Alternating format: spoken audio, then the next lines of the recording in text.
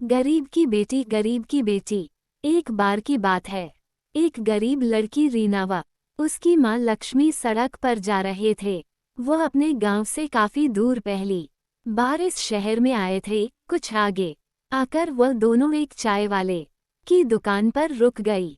कुछ पल यहाँ वहाँ देखने के बाद लड़की की माँ लक्ष्मी दुकान वाले के पास पहुंची और उससे कहने लगी, भैया हम आज ही सोनापुर गांव से आए हैं, हमारा इस शहर में कोई भी नहीं है। क्या आप मुझे अपनी दुकान में कुछ काम दे सकते हैं जिससे मैं अपनी बच्ची का पेट भर सकूं?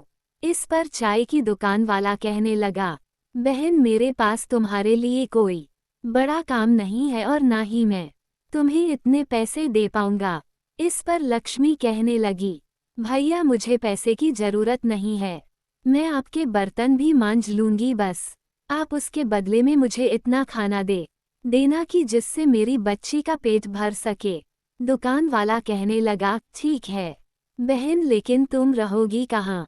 इस पर वह बड़ी मायूसी से कहने लगी, भैया मेरा इस दुनिया में कोई नहीं रहा, क्योंकि रीना के पिता का देहांत हो गया है, जिसके बाद मेरे ससुराल वालों ने मुझे और मेरी बेटी को धक्के मार कर घर से बाहर कर दिया है। वह बोली, अब तो मुझे ही अपनी इस बच्ची को पालने के लिए कुछ ना कुछ काम करना पड़ेगा। आपको मंजूर हो तो मैं आपकी इस दुकान में ही सो जाऊंगी। सुबह जब तक आप अपने घर से आएंगे तब तक मैं आपकी दुकान में झाड़ू पोंछा व बर्तन साफ कर दिया करूंगी। इसके बदले में आप बस मेरी बेटी को कुछ खाने को दे दिया करना। लक्ष्मी की ऐसी बातें सुनकर चाय वाले का मन पिघल गया और उसने लक्ष्मी की बात मान ली। दोनों माँ बेटी वहीं दुकान में रहने लगी और काम करने लगी। ऐसे ही उनका समय बीतने लगा। एक दिन चाय वाला उससे कहने लगा, बहन मैं तुम्हारे लिए पास के कारखाने में बात करूंगा जिसमें मेरी चाय जाती है। उसके मालिक का स्वभाव बहुत अच्छा है, उनके पास तुम्हारे लिए कोई काम होगा तो वह तुम्हें अवश्य ही काम देंगे, जिससे तुम्हें व तुम्हारी बेटी को एक अच्छा ठिकाना मिल जाएगा। ये कहकर चाय की दुकान वाले भैया ने जब कारखाने के मालिक से उन दोनों के बारे में बात की तो मालिक ने कहा, ठीक है हमारे घर पर एक काम करने वाली की आवश्यकता है, इसलिए तुम उसे हमारे घर भेज देना। वह चाय वाला लक्ष्मी व उसकी बेटी को मालिक के घर भेज देता है, जहां पर मालिक की पत्नी लक्ष्मी को घर का पूरा काम समझा देती है और साथ में ये भी समझा देती है कि तुम्हारी बेटी रीना मेरी बेटी समायरा से दूर रहें, जिससे उसे किसी भी तरह के इन्फेक्शन या बीमारी का खतरा ना रहे। एक दिन लक्ष्मी रसोई में काम कर रही होती है कि अचानक उसकी बेटी रीना के चीखने की आवाज सुनाई देती है। लक्ष्मी भागकर वहां जाती है तो देखती है रीना ने समायरा की फ्रॉक हाथ में ले रखी है और उसे देखकर बहुत खुश हो रही है। इतने में मालकिन भी वहां आ जाती है और लक्ष्मी व रीना को डांटने लगती है। वह कहती है, लक्ष्मी मैंने तुमसे कहा था ना कि समायरा की किसी भी चीज को मत छूना और उससे दूर रहना। ये कहते हुए मालकिन समायरा की उस फ्रॉक को रीना को ही दे देती है और कहती है, अब इस फ्रॉक को तुम ही पहनना। ये कहते हुए गुस्से से यह कहते हुए चली जाती है। एक दिन मालकिन व लक्ष्मी पास के बाजार में सामान खरीदने साथ में जाती हैं और रीना व समायरा घर पर अकेली रह जाती हैं। वो दोनों अलग अलग खेल रही होती है कि अचानक समायरा को चक्कर आ जाते हैं और समायरा बेहोश हो जाती है।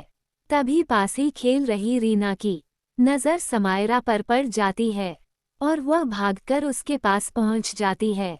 रीना समायरा के ऊपर पानी की बूंदें डालती है जिससे उसे होश आ जाए, पर समायरा अपनी आंखें नहीं खोलती। रीना घबराकर बिना देर किए पड़ोस में जाकर शोर मचाकर ये बताती है कि देखो समायरा को पता नहीं क्या हो गया है और वह उठा नहीं रही है। उनके पड़ोसी आकर जब घर में देखते हैं तो वह समायरा की हालत देखकर जल्दी से डॉक्टर को बुला लेते हैं। कुछ ही देर में डॉक्टर वहां आ पहुंचते हैं और समायरा को इंजेक्शन लगाते हैं जिससे वह होश में आ जाती है। कुछ देर बाद मालकिन व लक्ष्मी भी बाजार से लौट आती है और घर पर पड़ोसियों को देखकर घबरा जाती हैं। समायरा की हालत देखकर तो मालकिन बहुत ही परेशान हो जाती है, लेकिन डॉक्टर उन्हें दिलासा देते हैं कि अब वह ठीक है और कुछ दवाइयाँ लिख देते हैं। समायरा की मम्मी उसके पापा को भी फ़ोन करके बुला लेती हैं। डॉक्टर उन दोनों को समझाते हैं कि ब्लड प्रेशर लो हो जाने की वजह से समायरा को चक्कर आ गए थे और वह बेहोश हो गई थी।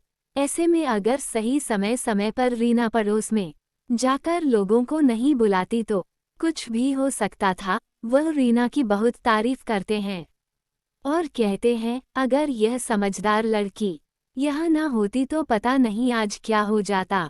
डॉक्टर की यह बात सुनकर समायरा के मम्मी पापा बहुत खुश होते हैं और रीना वह समायरा को साथ में खेलने की इजाज़त दे देते हैं, जिससे लक्ष्मी की परेशानी और भी सुलझ जाती है।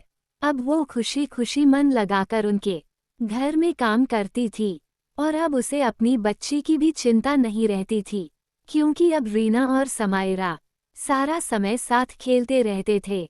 इस प्रकार एक गरीब माँ और उसकी बेटी जिसका कोई सहारा नहीं था, उन्हें सहारा मिल जाता है और खुशी खुशी उसका जीवन व्यतीत होने लगता है।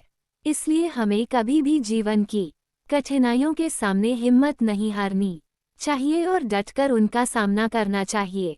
हमारी लिखाई हव कहानी आपको अच्छी लगी हो तो वीडियो को लाइक करें और चैनल को सब्सक्राइब करें। ऐसे अच्छी अच्छी कहानी सन के लिए एक बार की बात है।